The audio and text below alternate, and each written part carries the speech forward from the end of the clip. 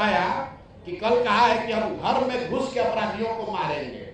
अरे भाई, तुम्हारा पार्टी का अध्यक्ष ही अपराध कर रहा है। बिल्कुल ठीक बात है, इतने दिन तक कहाँ थे?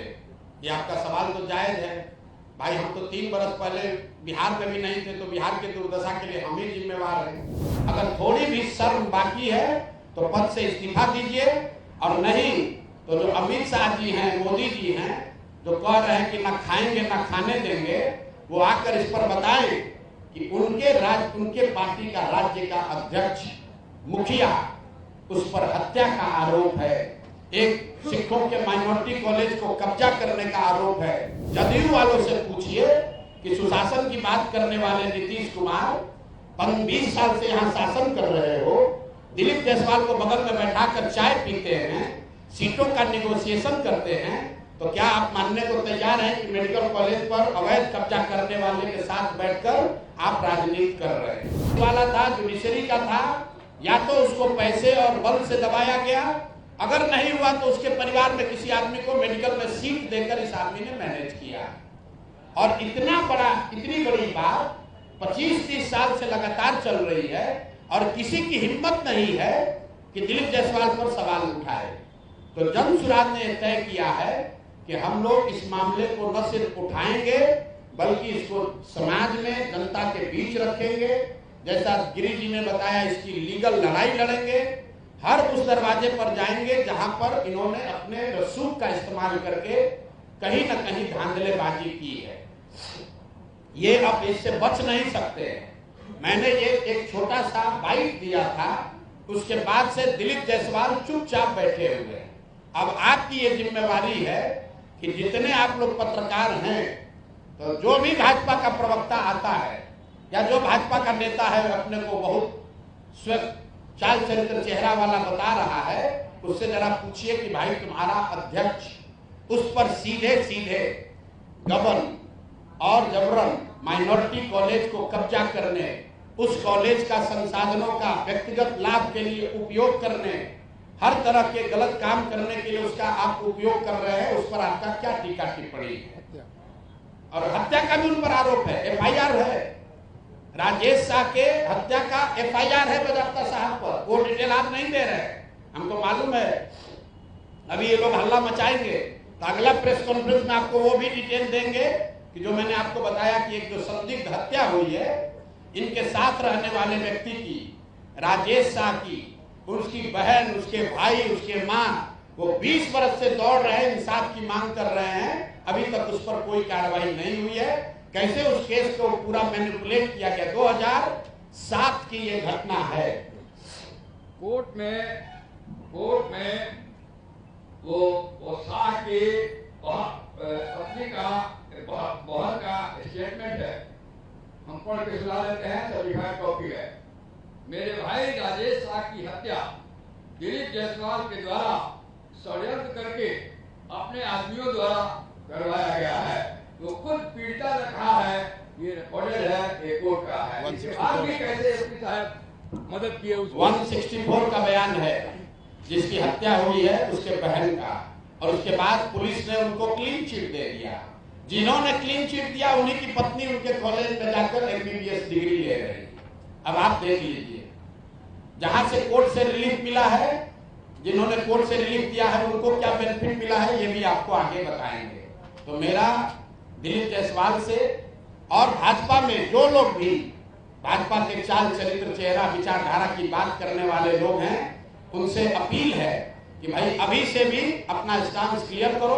अगर थोड़ी भी शर्म बाकी है तो पद से इस्तीफा दीजिए, और नहीं तो जो अमित शाह जी हैं, मोदी जी हैं, जो कह रहे हैं कि ना खाएंगे ना खाने देंगे, वो आकर इस पर बताएं कि उनके पार्टी का राज्य का अध्यक्ष मुखिया, उस पर हत्या का आरोप है, एक सिखों के माइनॉरिटी कॉलेज को कब्जा करने का आरोप है, उस पर बीजेपी का क्या कहना है। और उसके साथ साथ RJD वाले बताएं कि उन्होंने अभी तक इस पर क्या कार्रवाई की है। 25 साल से भाजपा से लड़ने का दावा करने वाले राजद वाले लोग, ये मुसलमानों के रहनुमा बनने वाले लोग, माइनॉरिटी वंचित की बात करने वाले लोग, तुम्हारे राज में सिखों के कॉलेज पर कब्जा हो गया, उसको तुमने मुंह बोला भाई बना लिया, उस पर आज तक टीका टिप्पणी क्यों नहीं की?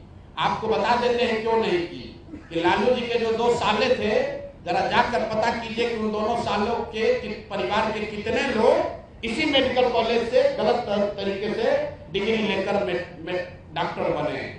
नाम हम नहीं बता रहे हैं, आप लोग खोज लीजिए, वो अभी जवाब देंगे तो उनको नाम भी जारी करेंगे कि लालू जी के परिवार के कितने लोग उस मेडिकल कॉलेज से डिग्री लेकर निकले। तो मेरे भाई, ये मिली भगत है, सब आपस में मिले हुए हैं और वहां पर एक कॉलेज को कब्जा किया। जिसने आवाज दी उसको या तो मैनेज किया या उसको मार दिया, उसको दबा दिया। करतार सिंह जी जो वहां मैनेजिंग ट्रस्टी थे, उनको केस में फंसाया, जेल में उनके साथ मारपीट की गई, उनको इतना टॉर्चर किया कि करतार सिंह जी किशनगंज छोड़कर भाग गए। जब वो किशनगंज छोड़कर भाग गए, उसके बाद जाकर उनके साथ दबाव में समझौता करके केस विड्रॉ कराया है। तो भाई, ये बात पब्लिक डोमेन में आनी चाहिए, भाजपा का भी, उसके साथ जदयू का भी। और एक और बात समझ लीजिए कि 3 बरस लालू जी राबड़ी जी की बात छोड़ दीजिए, अभी नए नए उनके लड़के जो नेता बने हैं, 2 बार जब महागठबंधन की सरकार रही है, दोनों बार स्वास्थ्य मंत्रालय उसका मंत्री राजद के लोग रहे हैं, दोनों बार डिपार्टमेंट राजद के पास रहा है। जदयू वालों से पूछिए कि सुशासन की बात करने वाले नीतीश कुमार 20 साल से यहाँ शासन कर रहे हो, दिलीप जायसवाल को बगल में बैठाकर चाय पीते हैं, सीटों का निगोशिएशन करते हैं, तो क्या आप मानने को तैयार हैं कि मेडिकल कॉलेज पर अवैध कब्जा करने वाले के साथ बैठकर आप राजनीति कर रहे हैं? तो ये हम लोग का आरोप है, हम लोग ने अपनी बात रख दी। अब आपके जो सवाल है वो आप कर लीजिए। इसका दूसरा चरण अभी 7 दिन में जब उनका जवाब आएगा तो फिर जारी करेंगे। इनको छोड़ेंगे नहीं, हर 7 दिन पर लोगों को बताएंगे कि इस आदमी का चरित्र क्या है, और इसके साथ जुड़े हुए लोग, चाहे वो भाजपा के हों या राजद के, अब वो बच नहीं सकते हैं। अगर कानूनी तौर पर बच भी गए हो तो पब्लिक के सामने आपको खड़ा करेंगे, और 3 महीना के बाद अगर जनसुराज की व्यवस्था बनी तो आपको आपके साथ क्या होने वाला है अभी से आप समझ लीजिए।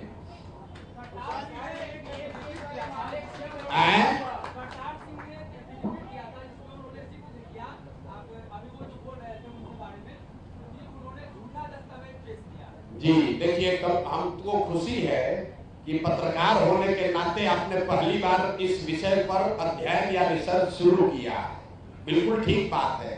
जैसा इन साथियों ने बताया कि जब सरदार मोलेश्वर सिंह जी ने ट्रस्ट बनाया तो उसमें जितने ट्रस्टी थे उसको धीरे धीरे करतार सिंह के माध्यम से ही हटाया गया। हटाने के पीछे दिलीप जायसवाल थे, क्योंकि उस समय वो एडमिनिस्ट्रेटर थे। एक समय ऐसा आया जब करतार सिंह अकेले रह गए और उनकी माता जी रह गई। तो जब करतार सिंह जी अकेले रह गए तब उन्हीं पर केस करवा दिया, उनको जेल में डलवाया, उनको टॉर्चर करवाया। करतार सिंह भाग गए, बच गई अब मां जो लाइफ ट्रस्टी थी, उनकी हो गई मृत्यु।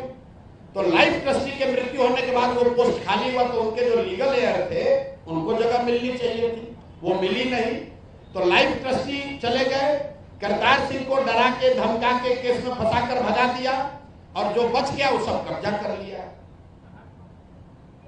एक सवाल था, ये तो मामला है, इससे पहले पीएमसीएच वाला जो मामला है जिसको लेकर के जनसुराज हमेशा आवाज उठाई है, उसमें कहां तक पहुंच पाया, उसका क्या कुछ निर्णय? भाई, वो मामला इस राज्य में मंगल काल की बात करने वाले अमंगल स्वास्थ्य मंत्री का है।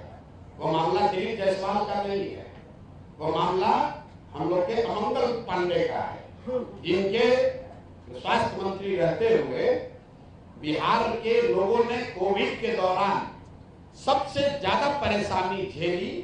जिस आदमी के बारे में लोग कहते हैं कि ये कॉटन बैंडेज में पैसा चोरी करता है, और ये आदमी जब भी सरकार बनती है तो स्वास्थ्य मंत्री बनता है, ताकि लूट खसोट। और इस आदमी का एक ही काम है, जैसे मंत्री बनो, जिस डॉक्टर का प्रैक्टिस चल रहा है उसका सूची बनाओ और उसको सबसे ज्यादा दूर ट्रांसफर करो, ताकि हर 6 महीना पर जाके आपको 5-10 लाख रुपया घूस दे। तो उनकी लड़ाई हम लोग लड़ रहे हैं, यहाँ लड़ रहे हैं, सिवान में लड़ रहे हैं, जीरादेई मेहरबा में लड़ रहे हैं, छोड़ेंगे नहीं। अभी मामला दिलीप जायसवाल का है, क्योंकि भाई साहब यहाँ भाजपा के अध्यक्ष है, मोदी जी आते हैं तो उनके बगल में बैठते हैं और यहाँ सुशासन और लॉ एंड ऑर्डर की बात कर रहे हैं। जो खुद ही भूमि माफिया है, जो खुद शराब माफिया है, जो खुद बालू माफिया है, जो खुद दूसरों की प्रॉपर्टी कब्जा करता है। हमको किसी ने बताया कि कल कहा है कि हम घर में घुस के अपराधियों को मारेंगे। अरे भाई, तुम्हारा पार्टी का अध्यक्ष ही अपराध कर रहा है तो क्या उसको भी मारोगे? उस पर क्या करोगे ये बताओ। कल यहाँ एक हत्या हुई है ना 2 दिन पहले, पूरे बिहार में चर्चा है। खेमका साहब जी को गोली मार दी गई। कल जाकर इन लोगों ने क्या कहा, यहाँ के डिप्टी सीएम ने, कि हम लोग अपराधियों को घर में घुस कर मारेंगे, बुलडोजर चलाएंगे। अब इनको न्याय नहीं करना है, इसमें भी हिंदू मुसलमान करना है। इनको बुलडोजर याद आ रहा है। भाई, तुम्हारा पार्टी का अध्यक्ष 20 वर्ष से हत्या का आरोपी है, मेडिकल कॉलेज पर कब्जा किया है, उसको तुम माननीय बनाए हो, उसको मंत्री बनाए हो, उसको अपने दल का अध्यक्ष बनाए हो और कहते हो कि अपराधी पर कार्रवाई करेंगे। कोई मानेगा?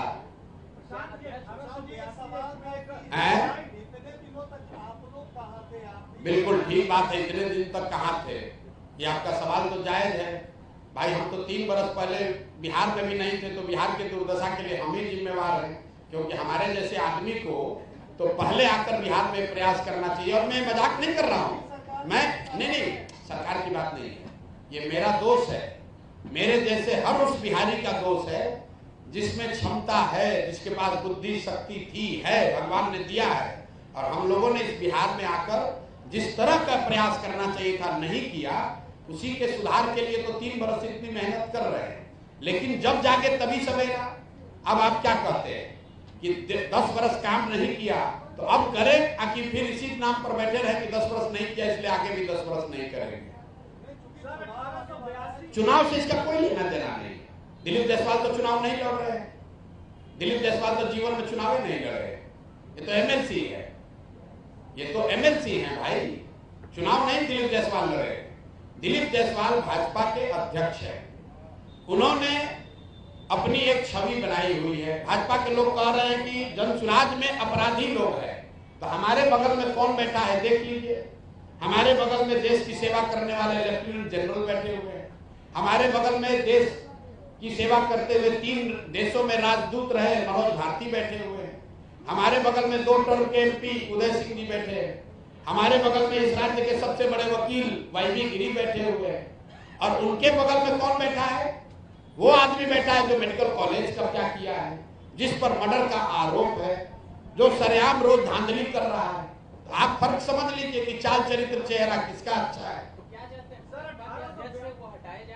बिल्कुल इस्तीफा हो, उन पर जांच हो, कैसे मेडिकल कॉलेज कब्जा किए इसकी जांच हो। मेडिकल कॉलेज के बनाए जाने वाले जो लोग हैं, बनाने वाले जो लोग हैं, कानून संगत उन लोगों को वापस लाया जाए। सिख समुदाय का वो कॉलेज है, सिखों का राइट वहां वापस बहाल होना चाहिए। जो राजेश शाह की हत्या हुई है, जिस पर एफआईआर हुआ है दिलीप जायसवाल पर, उसकी जांच होनी चाहिए, उस पर कार्रवाई होनी चाहिए। और राजद के लोगों को ये बताना चाहिए कि दिलीप जायसवाल से उनका क्या संबंध है, क्यों राबड़ी देवी उनको अपना मुंह बोला भाई बोलती है। राजा मोहन सिंह को बताना चाहिए कि उनके घर के लोग कैसे वहां मेडिकल करने गए। अब मैं नाम एक एक करके बता रहा हूं, आपको बोला है 50, 2 को बता दिए। लालू जी के सालों के परिवार के लोग उसी मेडिकल कॉलेज से पढ़कर निकले। जिस एसपी ने इनको क्लीन चिट दिया है, उसकी पत्नी भी उसी मेडिकल कॉलेज में पढ़ी है। जो कोर्ट से रिलीफ मिला, कोर्ट के में जिसने रिलीफ दिया, उसके घर का आदमी भी वहीं से मेडिकल किया है। भाजपा के बड़े नेता राधा मोहन सिंह, उनके परिवार के लोग भी वहीं से मेडिकल किए। तभी आपको हम 50 नाम देंगे, आप लोग थोड़ा आप लोग ही जांच सोच कीजिए, फिर आपको बताते हैं।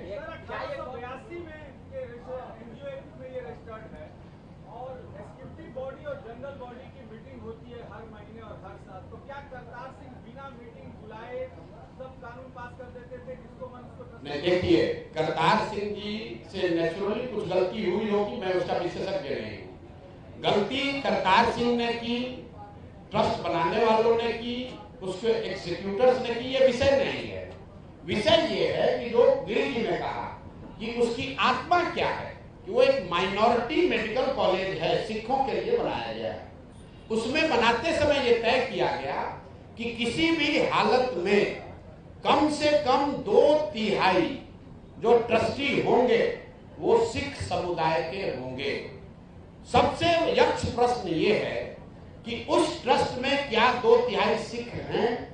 दूसरा प्रश्न ये है कि जो व्यक्ति उस मेडिकल कॉलेज में क्लर्क था वो उसका डायरेक्टर और 2-3 है बस, 2 हो 3 हो, 2/3 तो नहीं है। और दूसरा प्रश्न ये है कि दिलीप जायसवाल जो उस मेडिकल कॉलेज में क्लर्क थे वो उसके ट्रस्टी कैसे बन गए, उसके मैनेजिंग पार्टनर कैसे बन गए, उनका बेटा और दामाद किस तरीके से, बेटा और पतोह कैसे उसमें आ गए।